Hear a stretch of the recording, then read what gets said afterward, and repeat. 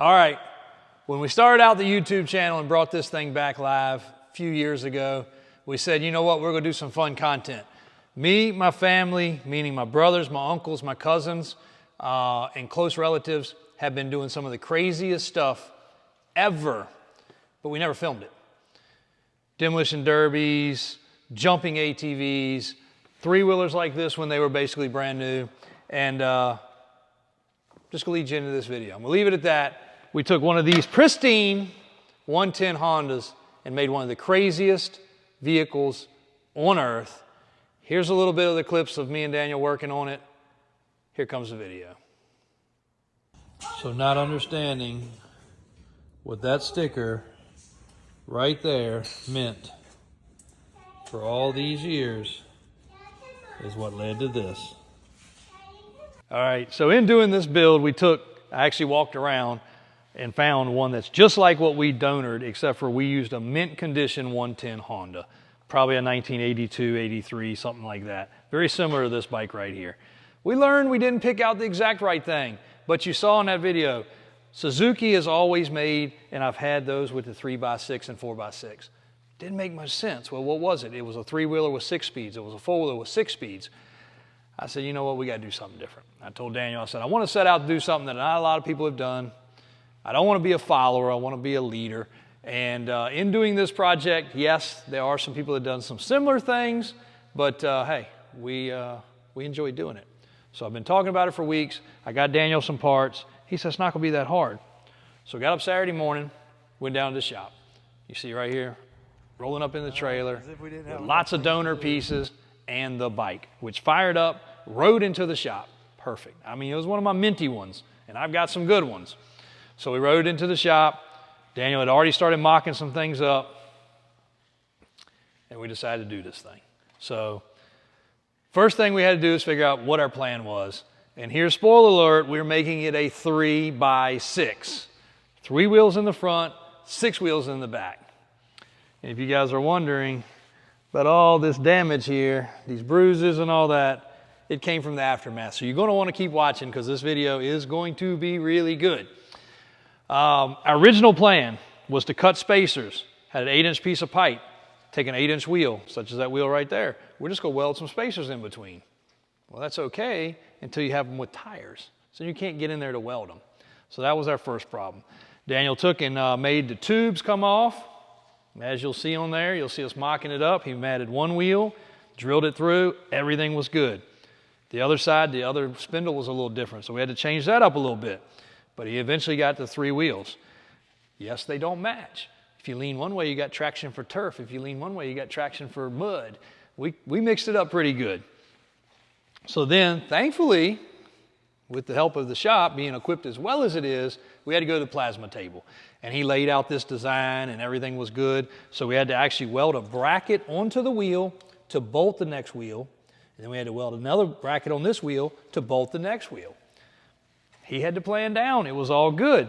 Once we put it all together, though, we had to figure out how we're going to get the nut in there to put it all back together. So that was a problem. We had to pull the steering stem out. Of course, the ball bearings, for anybody that's done one of these old school bikes, they're actual needle balls. They're not a bearing, it's just balls. They fall everywhere. So we had to find all those, put those back together. There was some struggles along the way, but we got it. We didn't know how it was going to turn. We didn't know how it was going to run.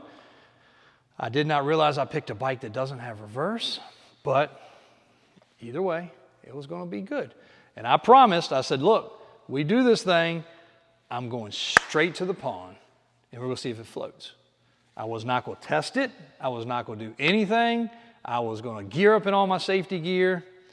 So here's that little clip right there. We got this thing put together. We're figuring it out. Well, before that, let's show it rolling out of the shop.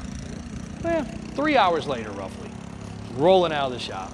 Fired up. She smokes a little bit when she's cold. You'll notice that in the video. But we took it out, made a loop, fit in the trailer. We're off to the next destination. So pause it right there and we'll get to the next clip.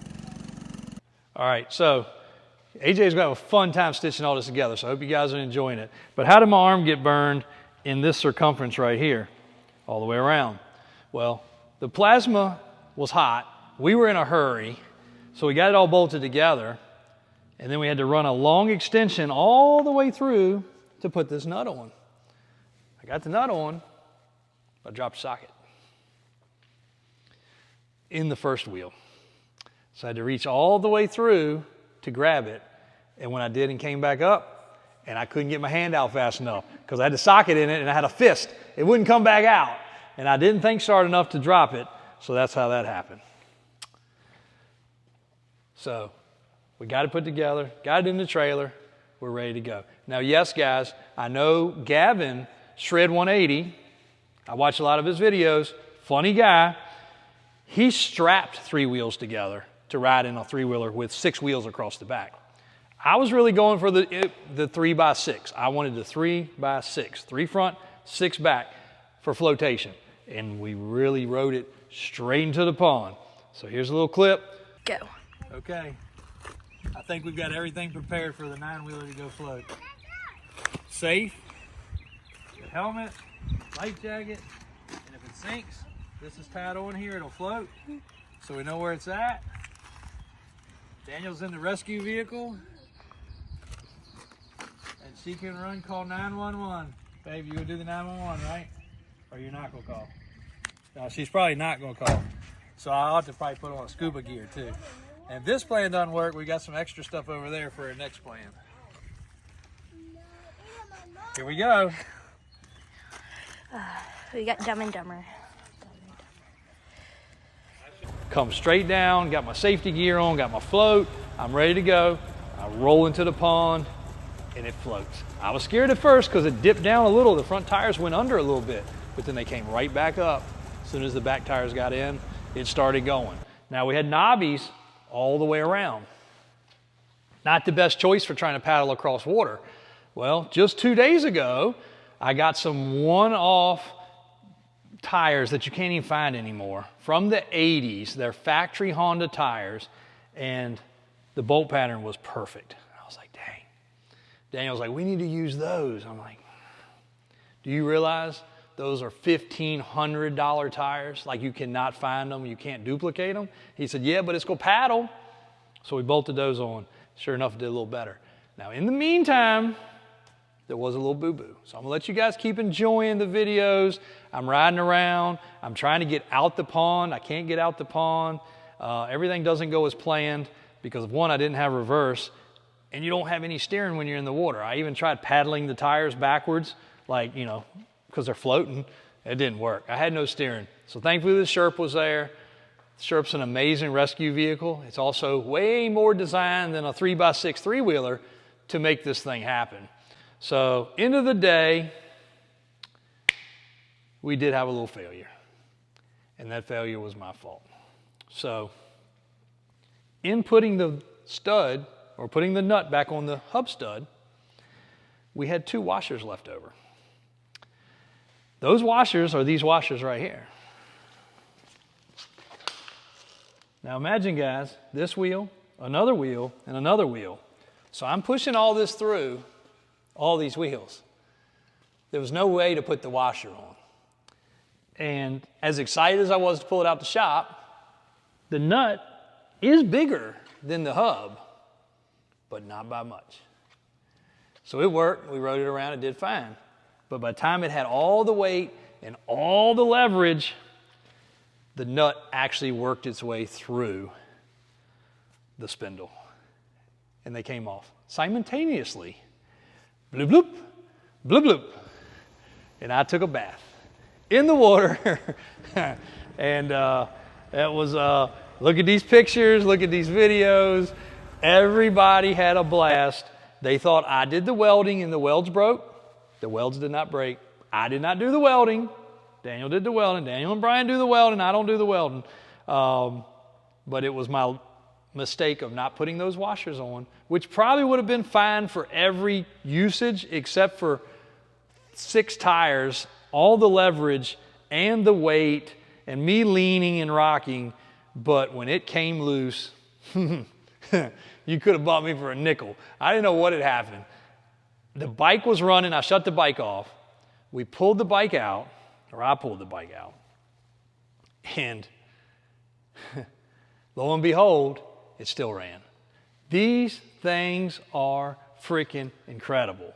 Like, they hold up so daggone good. Hold on, pause it real quick. I got to answer this. All right, so sorry. Palm tree guy giving me explanations of how to plant the palm trees we just received. So we got some cool stuff about the palm trees going in the ground. But it was a fun weekend. You're going to see it really raw. You're also going to see my nephew tell me that was stupid. You'll hear my stepson say Dumb and Dumber getting ready to take off. But it was a good time. Like, it's raw. It's uncut. Gavin, if you're out there, you need to come do some collabing with us for sure, because we ride our stuff. Like, I don't care. We're going to take this stuff out and ride it. We'll go visit Binky while you're here, whatever you want to do. You're an energetic dude, man. I'd love to see you come by here. Or any of you guys. We want you guys to experience the same stuff as us with these ATCs. It is a blast. It did not take long in the shop to get that thing put together. To be a little bit of a test dummy, I was probably a little risky there because it could have broke. Anything could have happened. It could have been worse. It did get me. That tire you'll see in that slow motion. You got the slow motion one, right? You see the slow motion one right here. It got me, but, you know, all in all, it turned out okay. So it was fun. We put it back together. I rode it all afternoon. Blakely thought I was going to try to ride in the water again. She didn't want to ride in the water, but we did not go in the water with her. She rode with me a lot more in the afternoon. We had a blast. So it was a good time. Hope you guys really enjoyed it. It was fun for us, and we got a lot more fun content to come. When I tell you guys, there's a lot of things we've thought about and done and never captured. Now we realize we're going to start capturing it. We're going to bring it to you guys. All my family was involved. Really enjoyed it. You know, it's what we do for fun. So, and the shirt got some use, so even better. So thanks, guys. Got a couple customers waiting on me. I got to slip out of here, but I hope you enjoy this video. Here we go. We got Dumb and Dumber. I should probably go get in the water and film you coming in. Yeah. Why are you doing this? All right.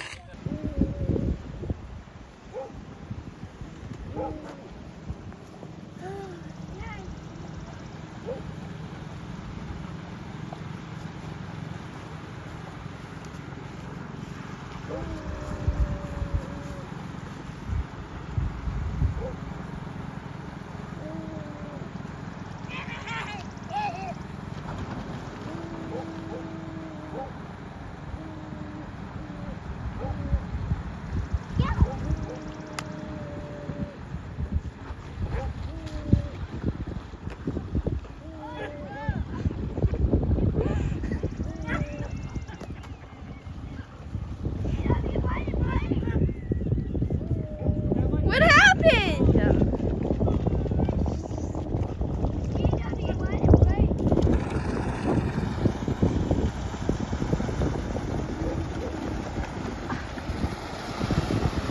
What happened, JW?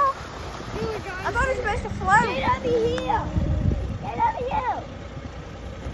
I'm just gonna throw this on your nose.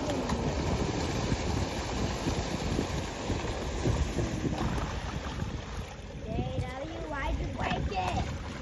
Yeah, I don't think you did a good job welding. That's for sure. JW, that's being dumb. JW, that's being dumb. Just being dumb? Yeah, Yes, it is. very. Oh, here, I can not make it so bad. Well, number one.